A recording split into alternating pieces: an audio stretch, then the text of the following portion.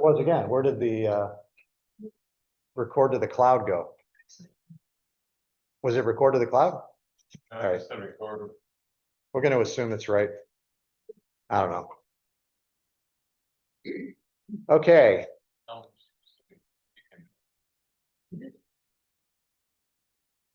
You're probably wondering what you're looking at if you've never been here before. We've been talking about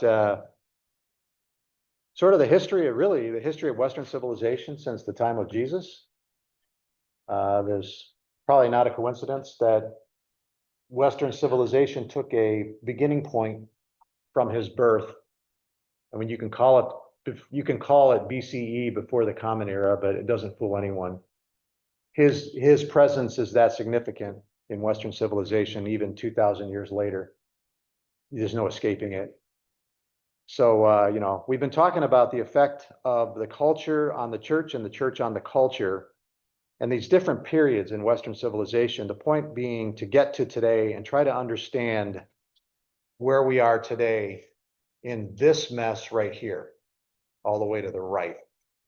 This is where we're headed, and we're right here at this point. We're talking about the Reformation, which, if you want an official beginning, it would be, of course, the famous, which might be legendary, I don't know, Martin Luther nailing the 97 Theses to the church door at Wittenberg. Some people think that was legendary. I have no idea. Doesn't matter. But kind of figures with Luther, he had a larger than life personality. And so the classic bull in a china shop. Only somebody with the magnitude and the strength of his personality could have probably accomplished what he did. But anyway, we were talking about him last as we proceed through these periods, and how now this period of the Protestant Reformation, which is only understood as a reformation from the vantage point of the people who think of it as a reformation, from the vantage point of the people on the other side, it's not a reformation. On the contrary, it's something that needs to be challenged, which will come in the form of what is often called a counter-reformation. And that will be exemplified in Council of Trent, which many of the points are made in direct response to the Reformation positions on, for example, the primacy of Scripture. That will get a response in the Council of Trent. So is that like Catholic? Yeah, that's the Catholics. The Counter-Reformation is the Catholic Counter-Reformation, and that's when you're going to see a pushback. And somewhere in there, I don't really know cause and effect that well in this. It's going to result in this period known as the 30 Years' War, which is a religious war. And so they had already gone through it with the Black Plague, where they lose, depending on the estimates, anywhere between 30 to 60% of the population of Europe due to a natural cause, aided by the way that humans live with trading ships. But now they're going to go through it again with a religious war, only it's going to be man-made, and that will be devastating. And what's going to come out the other side of that is going to be things, you know, phenomenons like the United States of America, which we'll get to in a little bit. But back to the Reformation, just to close this part out, then we'll get to the Enlightenment. These are probably the main personalities with the Enlightenment. We talked about Luther, we mentioned Melanchthon, those are the German reformers. There were really 3 Reformations, and I don't think that they were any one caused the other. I think it was, you know, with the Renaissance and the plague, then the Renaissance, these forces just got unleashed. And by the 1500s, you know, you have Wycliffe's translation of the Bible from Latin to English, which we looked at a little bit. We'll look at Tyndale in a minute. But you know, these forces unleash, and then they just go, almost like the plague, right? And they move along the trading routes and so forth, and the travel of humans. And so, you know, these forces arrive, they break out, and they change the culture, just like they do today. And so Luther strikes a match unwittingly, and what ends up, and then these forces are unleashed in Germany, which causes this conflict between the Roman Church and the German Church. Luther had no intention, was not in the least a libertarian who believed in individual freedom like we do today, individual liberty. He was a German who believed in a German church, which is why there is a top-down Lutheran church. And same thing happens in England, where you have a Church of England, which is going through its little conflict with Rome. And in the midst of that, you have the arrival or the appearing of William Tyndale, who I think is one of the most underappreciated figures of the Reformation, whose singular mission was to translate the Bible into English for the people of England. And so here, I learned something this morning. Luther actually used Erasmus's Greek New Testament, so we should probably mention him again. I thought he translated from the Latin. No, Yeah, but he translated from the Greek, which is really ironic. yeah. Luther, Erasmus and Luther didn't agree on a whole lot, but Erasmus. no, I mean, that's one of the, Translation was behind the Reformation. probably the second greatest feud in the history of religious feud in the history of Western civilization, theological feud. The first being Augustine and Pelagius. And then the second being Luther and Erasmus, which is really just a repetition of the Augustine versus Pelagius feud. But it's just really ironic that he will use Erasmus's Greek New Testament. So let's talk about Erasmus. Erasmus was a Greek scholar, Roman Catholic, back at the time when you wouldn't have really thought of it as Roman Catholic, because there was just the church, which was centered in the Pope in Rome. But now with the Protestant Reformation, you have a distinguishing. You have a Roman church versus a German church versus an English church, and so forth. The Anabaptists are going to rise up. They have a Swiss church, all of which today is practically gone in these countries, but it's another story. Anyway, so you have Erasmus, who's a Roman Catholic scholar of Greek, one of the greats. He for the first time creates a Greek New Testament out of, depending on who you talk to, 3 to 7 manuscripts, Greek manuscripts. That's all he had. And that Greek New Testament, he will have a bunch of additions to it as he improves it, 6 or 7 or something like that. And that then will form eventually through other people's work, the Textus Receptus, the received text, which will form the basis for William Tyndale's work on an English translation. So this is one of those great ironies. Well, continue on William Tyndale's English translation, Martin Luther's German translation, and then finally the 1611 King James Version, all of which will be dependent on Erasmus's translation. This translation up until the American Standard and the Revised Version, which was, Revised Version, I think it was, RB, in the late 1800s, early 1900s. Yeah, eventually there will be two scholars, Westcott and Hort. Yeah. And then Eberhard Nestle will create his Greek translation in the late 1800s. We'll get all to this, and I'll just mention it. That now we're getting into territory that I can talk about without wondering how wrong I am. I'm probably still wrong, but I don't wonder about it like I am right now. So we'll get to that later. But at any rate, the point being about Erasmus, you have this great irony in Western civilization where the man relied upon by the Protestant reformers to create translations of the New Testament was in fact a Roman Catholic scholar that Luther will write. I mean, Erasmus is going to write on the freedom of the will, and Luther will write on the bondage of the will to tear him to pieces. But that's the magnitude of the importance of Erasmus. First of all, that he created this Greek New Testament for the first time in 1,000 years or something like that. And then second of all, that he will be so instrumental in provoking the reformers, Luther, to write his manifesto, his Augustinian manifesto, in defense of basically original sin and total inability. That's on the bondage of the will. And so it's just this ironic thing in the history of the development of the church in Western culture that this happened. But the result of all that, of course, is that this is, again, it's a slow, or not so slow, steady unraveling and discrediting of church authority, a diminishing of church authority in Rome. The decentralization. These are just massively decentralizing forces that always, when this happens, and we're in the midst of one now, we're in a period of massive decentralization in the information age.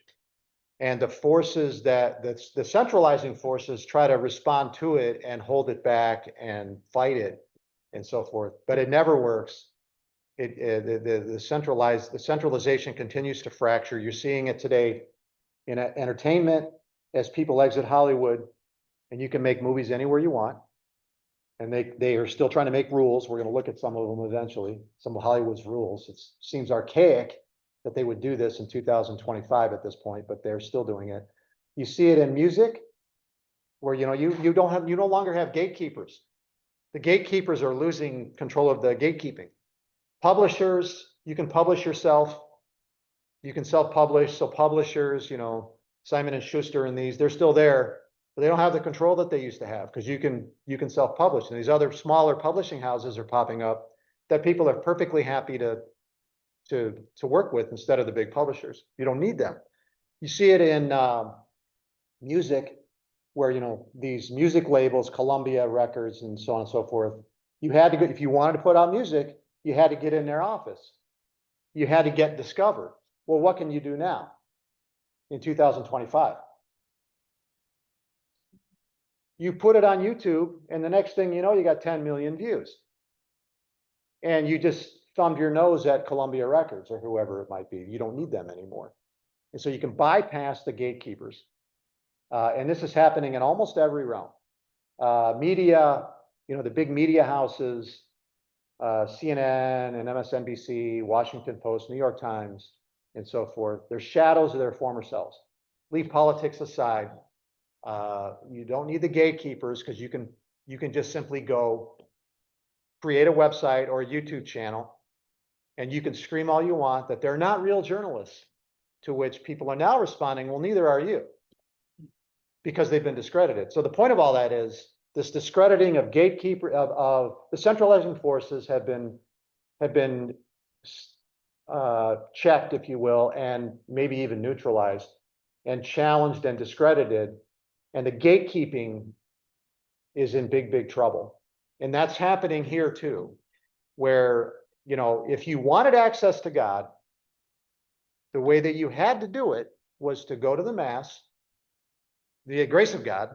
You go to the Mass, you receive the Eucharist out of the hand of the priest, and you listen to the Bible in Latin, a language which you did not understand. That's the definition of a gatekeeper.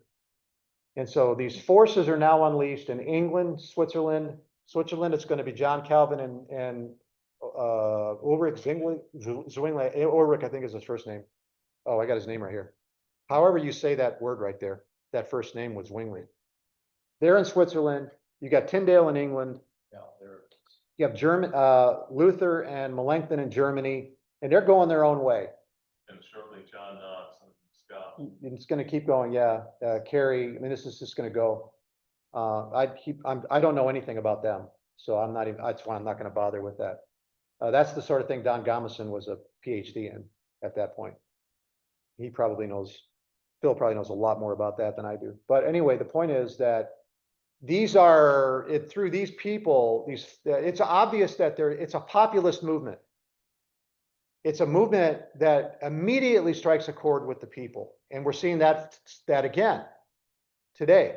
Somebody writes something, the Beatles did it in the 60s with music. You write a song, you put out an album. It sounds ridiculous, I know, but I'm just making the point. Sgt. Pepper's, and you, without even knowing what was going to happen, it just transforms culture because it strikes a chord, and good or bad, it just happens. And then the forces get unleashed, and we'll talk about the 60s later, but for good or bad. And that's what's happened here. These forces have been unleashed. These, Luther translated in English, translates the New Testament into German. It sells out. We got to do something because it's, everybody wants a copy. You're tapping into a populist spirit there when you do that kind of stuff. So there was really no stopping it. So the idea that you could have a counter Reformation, if you want to think of it that way, it's an attempt to bring back the gatekeepers. And because you're not going to probably win the hearts and minds of the people. That's what happened in the first place. We tapped into a populist spirit. This is me just interpreting. I'm making this up as I go along, but they tap into a populist spirit, and the gatekeepers now try to, I don't know, they try to reestablish the gates, but they don't win the hearts and minds of the people. They're not tapping into anything. And so, it just continues. It just goes wherever it goes, and it's always unpredictable. Just like it was here. Luther had no intention of doing this. He had no awareness that he was doing this when he wrote his 97 Theses. It just happened. And now the forces get unleashed.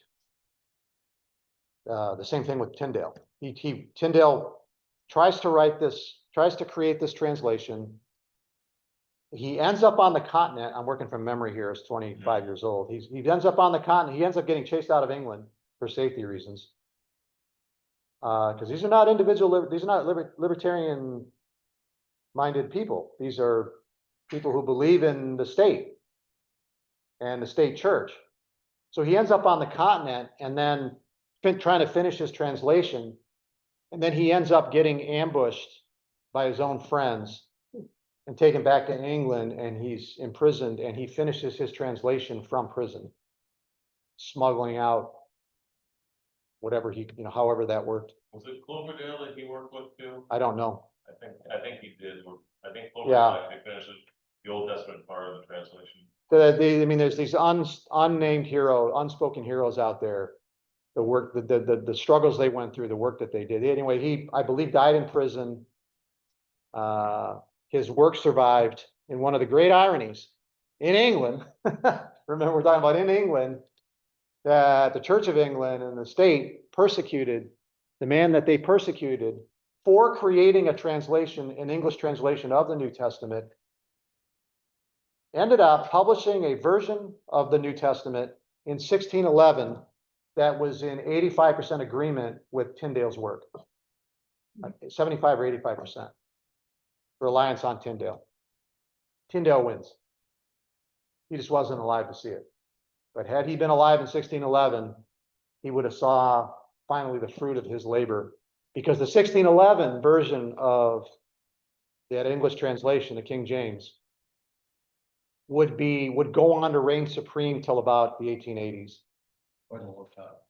Yeah, in English-speaking countries. It still reigns supreme among some. But we'll talk about that later, because I can talk about that. So that's the English and German Reformations. It's a Reformation. Yes, there's the theological element to it, but fundamentally, it's about bringing down the gatekeepers, in my view, and putting the Bible in the hands of the people in a language that they speak, exactly like the New Testament. What language was the New Testament written in? What kind of Greek? Koine Greek. Koine Greek. What does Koine mean? The common Greek. It's the language that the people speak. So whether you're a Hebraic Jew like Peter, or an uneducated Hebraic Jew like Peter, or an educated Hellenistic Jew like Paul, or another one like Apollos, Or Luke. they all speak the same language through all those provinces. That's the language that the New Testament was written in. And so the very idea that you would create a translation of the New Testament, that should have been the principle in the church all along. The first thing you do is set about making a translation for the people In the vernacular. in the vernacular, in the common language. But Latin took over. No criticism of Jerome. He was just creating a Latin translation of the Bible. in the 5th century. I think it was the 5th century. But that became became the authority in any country. And so that's what came down. In that sense, the Latin was a gatekeeper. And that came tumbling down in the 1500s, and the church was never the same again after that. And neither was culture, because the Protestant Reformation, with the discrediting, the steady fragmentation and cracking of the foundation of the authority of Rome, would also unleash forces, not just religious, which we'll get to in a minute, but also scientific, philosophical, all of that is going to be affected by that unraveling of authority. As people just start, there's a reformation in that sense in the world of astronomy, with people like Kepler and Galileo. Copernicus was a little earlier. So we'll talk about that in a second. And I only have a little bit to say about that because I'll be quickly out of my element on that as well. So that's the Reformation. These are the personalities. If you're looking for my personal list of the 6 most important personalities contributing to the Protestant Reformation, here it is. And the irony, of course, is the last name on it is a Roman Catholic. Yeah, it is so ironic because Erasmus did not want to decentralize the church. And yet, what in my mind is the greatest work of Textus Preceptus through the recent text is what got the Reformation going, really. Yep. And Luther, studying the Greek New Testament, realized that there's things that are being taught in the Catholic Church that aren't right. Let's see. Can we do it here? Yeah. Let's go back to Romans 1 again. Yeah.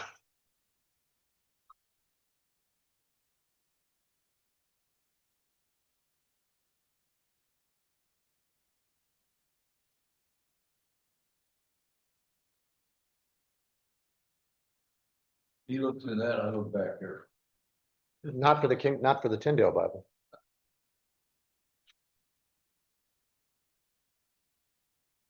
Let's go back and look at Romans 1 for Tyndale. So Tyndale would be 1380, 140 or 50 years after Wycliffe's Bible. Yeah.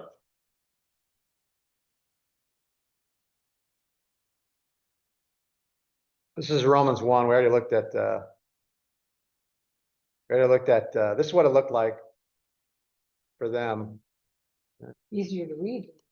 Yeah. Yeah, a little bit easier. Yeah, it is. But what is They that? switched the U and the V around somewhere at the time. Of the which heathen are ye? That doesn't sound good to the modern ear. Of the which heathen are ye?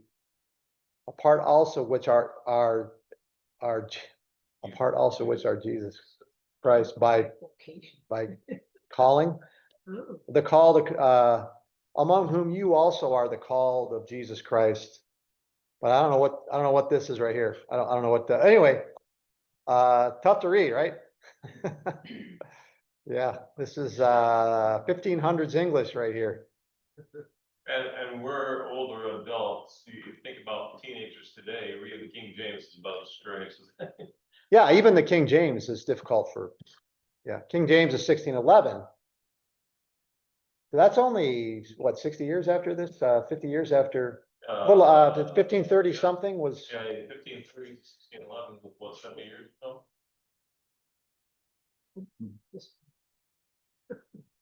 well, sorry, what? I was just gonna compare it Yeah. Yeah, put them all 3 side by, put them 4, you want to see the evolution of English in the Bible, put side by side Wycliffe, Tyndale, the first KJV, 1611, and then a modern translation. Yeah. And most of us who have a KJV, it's not the 1611, it's probably the 1878, or something very even 1901. It's much more modern, and the words have been respelled more closely than what we spell today. What do you think is the most accurate then? Because so much can get lost in translation, so. Your New Testament, the King James is based on the Textus Receptus, which is the product of work on 3 or 4 to 7 Greek manuscripts. that are all late. So this is 1500s. And by late, none earlier than the 1200s. New Testament books were written in the mid first century. So you're talking about 1200 years span. The modern English translations are based on the Nestle Allen text, Which is more ancient Greek. That's which is, every one of them are based on this Greek text, this Greek text, which has started work in the late 1800s, which we'll get to, and has been ongoing. So this is his 28th edition. So there's been 28 updates since the first one in the late 1880s, as new discoveries, as they work through this stuff and so forth. And now it's really fine tuning. There's no big swings. It's all really, really fine tuning. But it's still all based on the original manuscript. But now this text is based on manuscripts all the way back to the late 2nd century. So it's closer to the original. We don't have This- the originals, unfortunately. This is another summer. Yeah. That one I can talk about at length if we got into it. But the Textus Receptus is based on a line of manuscripts called the majority, the Byzantine side, which is not very relied upon. The Nestle Allen is an Alexandrian text type from very early. And so they have their followers. Yeah. You've heard of the King James only spirit. That's a majority text, Byzantine text, and nothing else. Line of thinking. And there's That's where that comes from. It's this. ultimately, they're still very close to each other. That's the point. Amazing thing. I am perfectly, you can go back, if you can understand Tyndale's Bible, based on those 3 to 7 manuscripts, use it. That's how close it is to the modern translations. That's how reliable these manuscripts are. It's not, the King James is not different, that much different from, you're not gonna get different theology from the King James Version, from a modern English Standard Version. Use either one, I'm fine with it. You know, I've used the King James here, you know.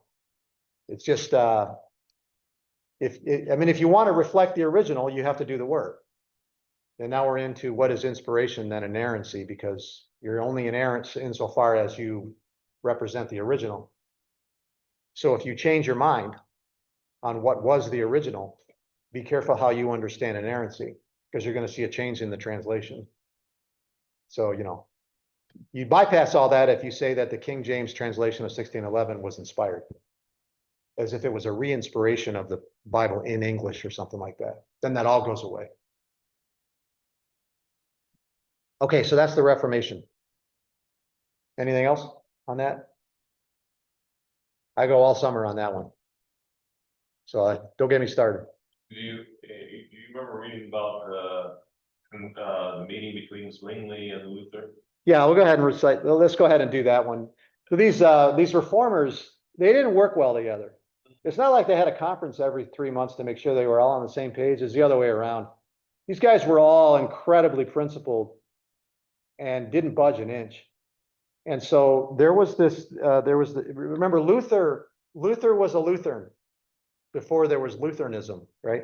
And so one of the primary elements of his belief system is he fundamentally rejected transubstantiation in the Roman Church, that the body and blood, that the host and wine are transformed into the body and blood of Christ for a non-bloody re-sacrifice that was sufficient for the forgiveness of sins or something like that. I forget how the Catechism says it, but that's transubstantiation.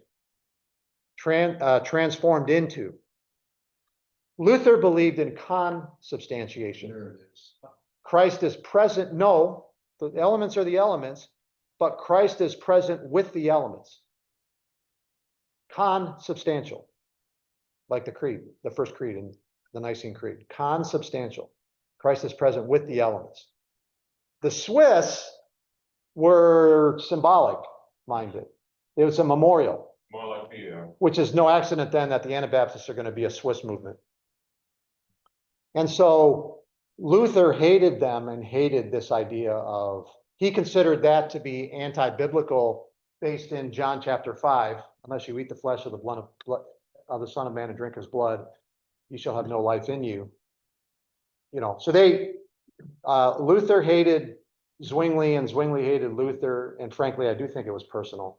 So they wanted these two to be on the same page, or at least try, so they both agreed to go to a meeting and then silently agreed that they would not agree with each other, as far as I understand. So they get on the other side of a table and they have this debate, only it's not an honest debate.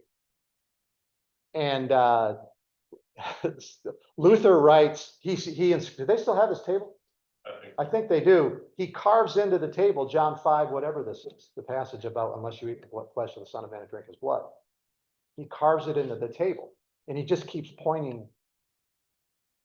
He emphasized also the word is, this is my body.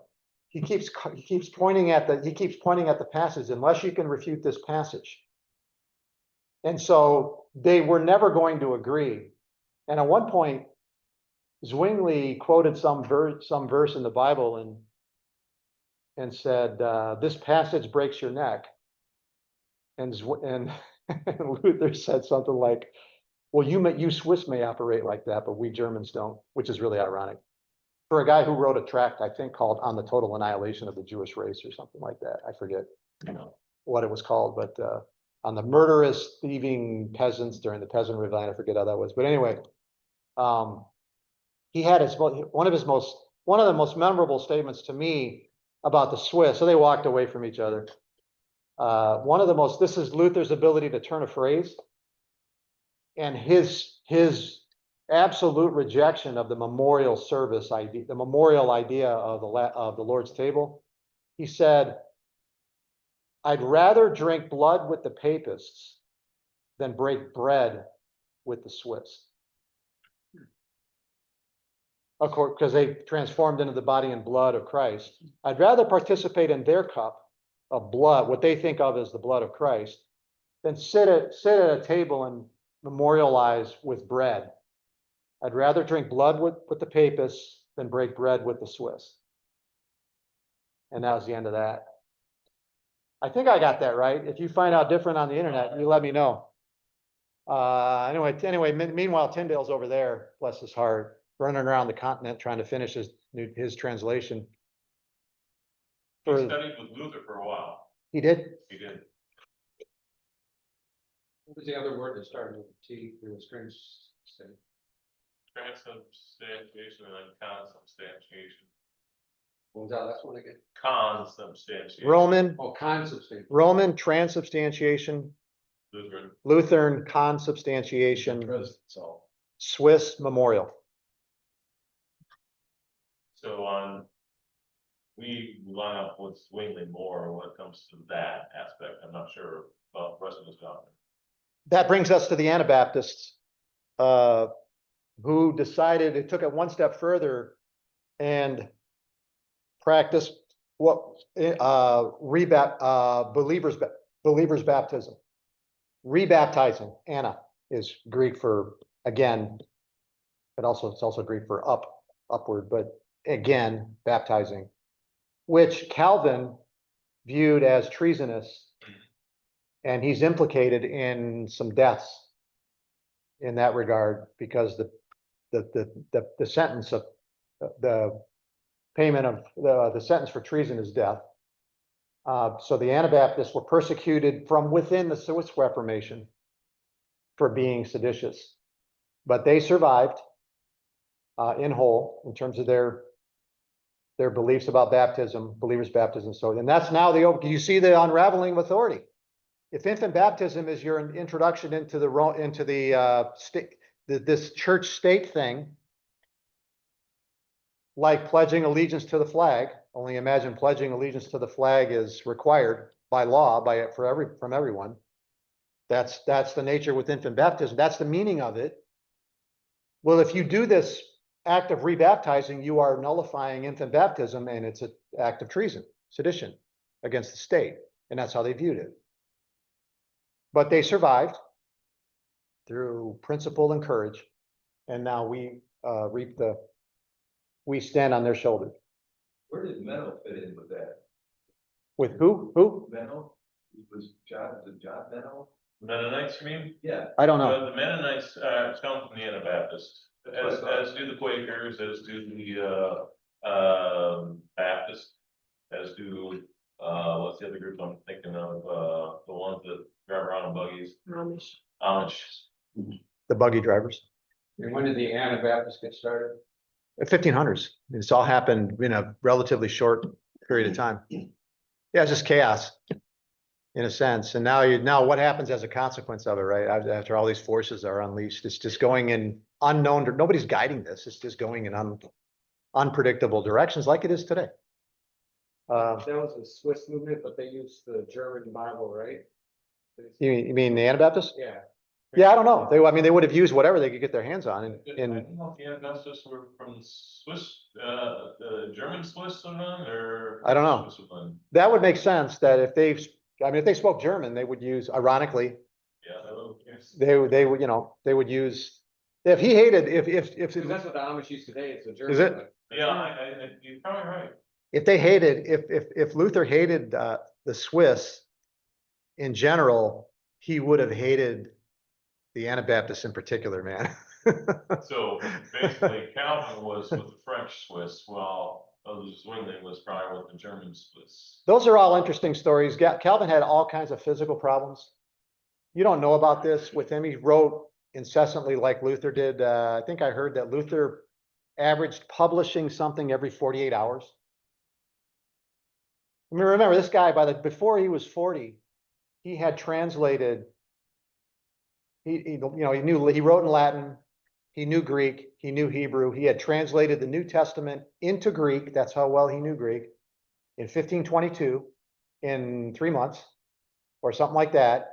When he was born in 1384 or something like that, 1383. I don't know. So he's under 40. It's just the minds of these people. They were giants. It's incredible. I mean, and there would have been, Luther would have been like a blogger today who's constantly publishing something. He would have probably loved computer age, wouldn't he? All the time. So would Paul. This says, Luther said, I would rather drink pure blood with the Pope than mere wine with Zwingli. Is that it? What I'm seeing. Maybe he said more than one thing. I would Yeah. not, what I said is too eloquent for me to have made up. So I couldn't have made it up because I would not have made up something quite that elegant. But yeah, it's the same idea. He may have said more than one thing. But anyway, that's, yeah. So you said Luther rejected transubstantiation, Mhm. and Zwingli, did you say that he rejected consubstantiation? And because those two lead out, so then you mentioned memorial. That's the What Swiss name did you position. connect with Memorial. Huh? What name did you connect with? Memorial. Just Yeah. Zwingli. Oh, Zwingli, the Swiss. Yeah. Zwingli. That's going to become and that's going to make its way into the Baptist tradition. What was Calvin's view on, I don't know. I'm assuming he would be with Zwingli. I think he They would. weren't far apart. But anyway, Calvin had all kinds of physical problems. He was in constant pain. He preached a lot. At the end of his life, he lived in this apartment, or towards the end, and they would put him in a cart and they would wheel him over to this balcony and tip him up, and he would preach a sermon. He was a church planter, oh, yeah. among other things. A multiple. And on the side, he wrote a commentary on almost every book of the Bible, on the side, while he was planting churches. What was the city in Switzerland that he was at? I don't remember. Was it Europe? What are the names in Switzerland? Can't think. But- Geneva. Geneva? And he had to go into exile. He was chased out. But when he came back from exile, he picked up his exposition from where he had left out 4 years before when he got chased Yeah. out. So that's the Reformation, and it is the beginning of the Enlightenment. Although Luther would have railed against the Enlightenment. And there's a name on my list of Enlightenment thinkers here that I cannot believe that I left off, so I'm going to add it right here at the top. I can't believe I left this off. Who's missing? I don't know. Come on, Somebody give it to me. Wow. Yeah. Yeah, there you go. Now it's better. For John knew this one. All right, so that's the Reformation. You can see that it's slide into one or the other because it's cause and effect. And now that spirit that gets unleashed from the decentralizing sort of overthrow of gatekeepers and that populist spirit makes its way into every realm of exploration and study and so forth. And you're going to see names like this begin to work. Again, every one of them, a towering giant of intellect. What do I want to say about this without going? It won't be very long before I went too far, but I'll say this. Why do they matter? The Enlightenment, what comes out of the Protestant Reformation and this, the writings of these, mainly these the philosophers and the scientists. These people, some of these people they're theists. Newton, Galileo, Kepler, Descartes wrote an argument for the existence of God. And these are not anti-theists. So it's not as if the culture just suddenly overthrew belief in God, and that's coming. That didn't even happen until, I mean, really, it's not true today. That's a populist, belief in God is a populist phenomenon that gatekeepers and authorities have tried to stamp out in every country in the world, including the former Soviet Union, North Korea. Don't be the least bit surprised if when North Korea finally opens, we find out there's some kind of thriving church there. Not big, but it's there. Because populism in any form is hard to, authorities hate populism. It's always the enemy as they think of it today. The great irony of today is that the populists are considered, the right wingers are considered the populists, which is an inversion. I don't know that that's ever happened before. And so, but anyway, these people, the populist spirit is still theist and the Bible. And so Newton, these people, they were not anti-theists. You will get there with people like David Hume, this atheistic spirit. I don't know enough about Kant. Franklin was a deist. So we're getting halfway, right? Yes, there was a creator. You can see that in the Declaration of Independence. They are endowed by their creator with certain inalienable rights, but do not believe in a personal God who's actively involved in the universe. It's the watchmaker idea. He builds the watch and winds it up, and then he steps out. That's the deist spirit. So that's Thomas Jefferson, Ben Franklin. Alexander Hamilton would be an example of a Puritan. Is it Al Hamilton? Or is it Patrick? I'm off the reservation again. I need Gamas in here. I gotta stop. I don't remember which is which. I can't keep them straight. And I've never cared enough to go bother to find out. But anyway, I think John Adams was a Christian, if I remember right. Franklin and Jefferson are deists. We'll get to Nietzsche in a little bit, maybe. Newton, Galileo, Kepler, Descartes were theists. I don't know about Bacon. Huh? I think he was, right? He was too. So why are they important? Galileo and Kepler did these astronomical studies, which made the universe very predictable through physical law. So the mystery is taken out as the planets, the planetary motion is extremely predictable. In fact, it's so predictable that in the 21st century, we can send a probe to Jupiter and nail it. And Jupiter is what, 4 billion miles away? Nail it. No guesswork.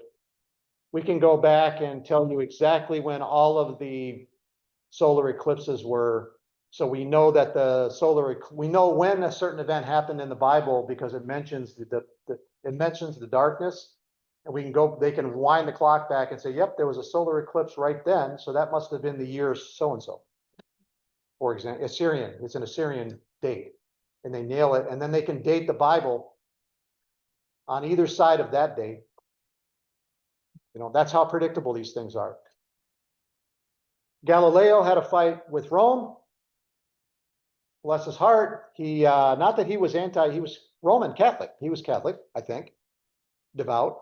But, you know, these guys, Kepler, Copernicus, Kepler, Galileo, they do these studies and they argue that the Earth isn't the center, the sun is the center. So you move from a geocentric world to a heliocentric world. So suddenly man gets displaced from the center of things.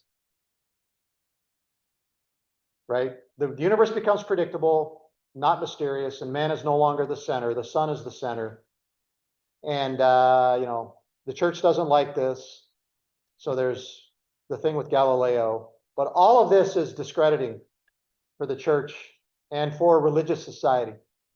And the scientific spirit begins to heat up and gain momentum and so forth. The philosophers are writing, secular philosophers are writing like David Hume. And it's all discrediting and delegitimizing for the religious narrative of the Nicene Creed that had held sway ever since it was written in first instance in 325. So we're talking 1300 years now. And so now there's this extraordinary secularizing spirit that takes shape in the public sphere. And the religious world, the religious side of life and culture retreats into the private sphere. And so you have this replacement, as I understand it, this secularization of society, the primacy of scientific investigation, evidence. That's Francis Bacon. You know, Bacon was the observational guy who said experimentation, observation, these are the keys to knowledge.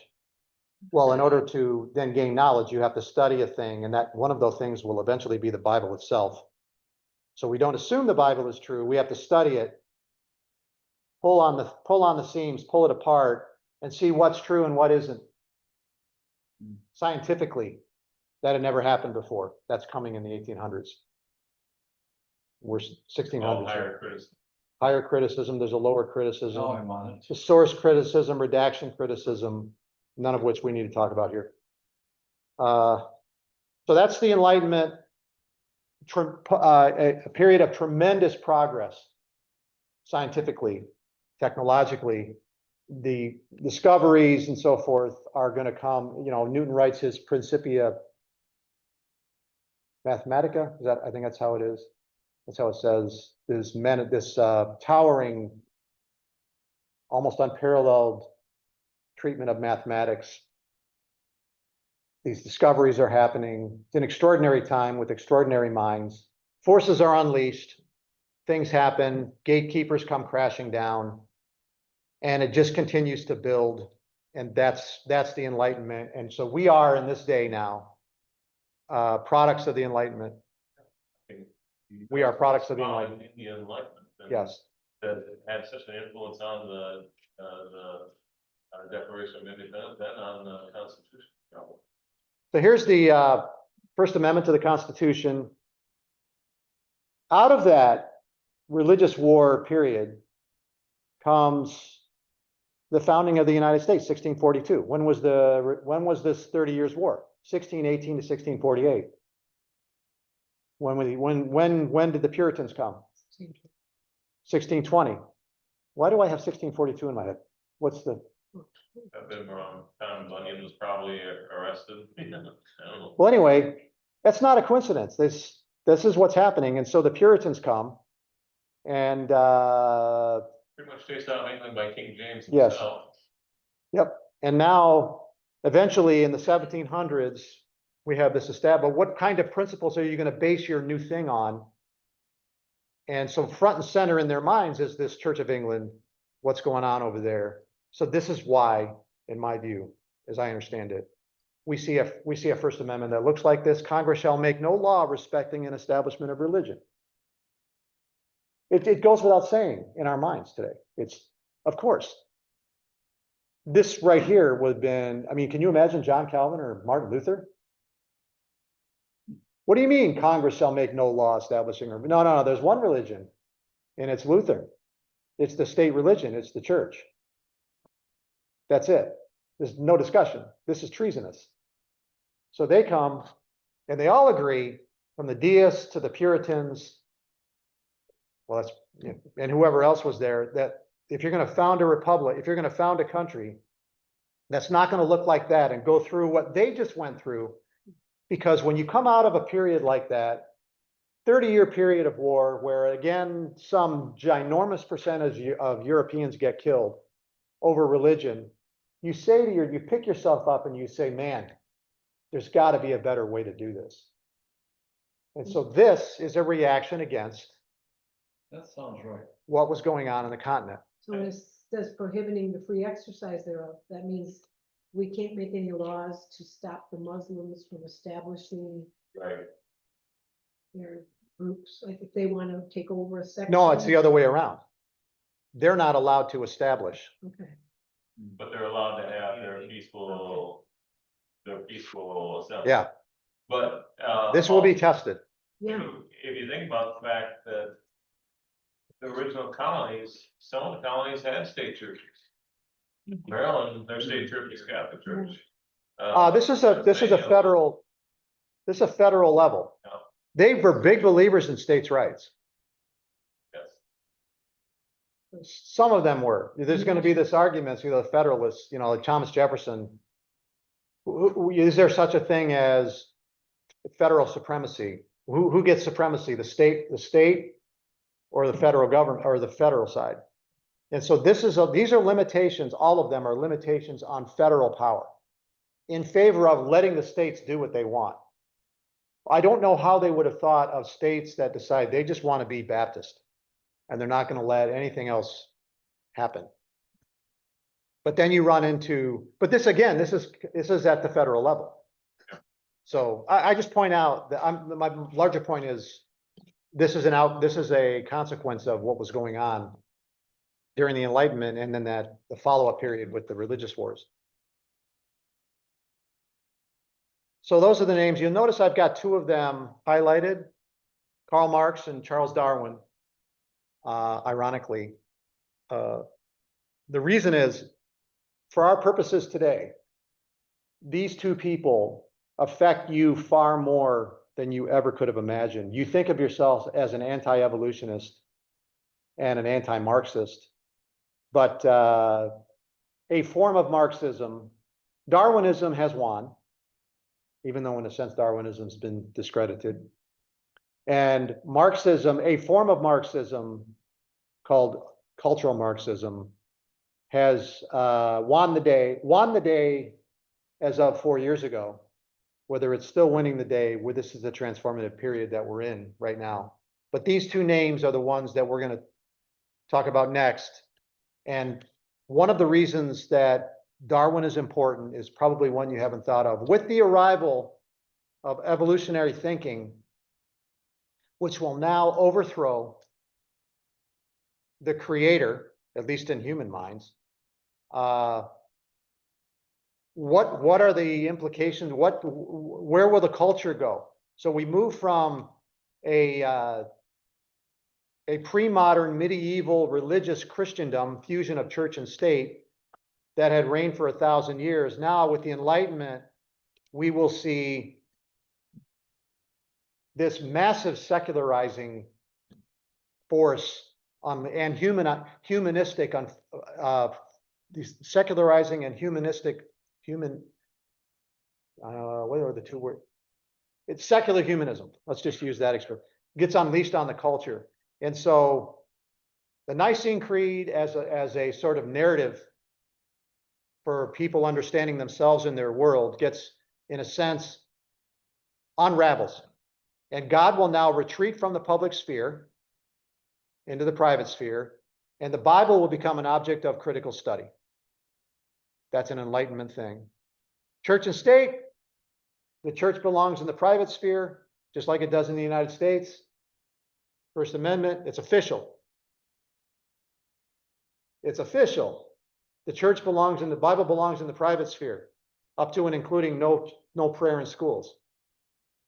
And then the state is the public sphere. Morality remains what it was, objective, external, and universal. So we all we have a moral sense and we all share it and we can discuss it as something outside of ourselves. And what's true morally. Science is on the ascendance. It becomes authoritative and it's empirical. You establish truth, you establish knowledge via empirical evidence. And we'll talk about that later too. Prevailing narrative then moves from religious to naturalistic. That's where it's headed. But the populist spirit is going to remain religious. We're talking about a public narrative. Moves from religious to naturalistic. We'll talk about naturalism next time. And personal identity created in the image of God is going to remain until Darwin. And so now you can see how from the 1880s, Darwin wrote in 1859. From then on, I take Darwin's writing as the first sort of official foot in the ground for nihilism, for meaninglessness. When you expel the creator in your own mind, of course he didn't go anywhere, but when you expel the creator from his own universe, what you unwittingly do is unleash the forces of nihilism. The universe exists for no reason, and it has no purpose and is headed towards no particular destination except for extinction eventually. And that's the spirit that got unleashed, that formally got unleashed, in my view, with Darwin, even though he never would have thought of it that way. And then we'll pick up there next. We are left to clean up the mess. Good luck. All right. Okay, Kay, thanks for joining. And Stacy, and I'll see you all later. Yeah. No.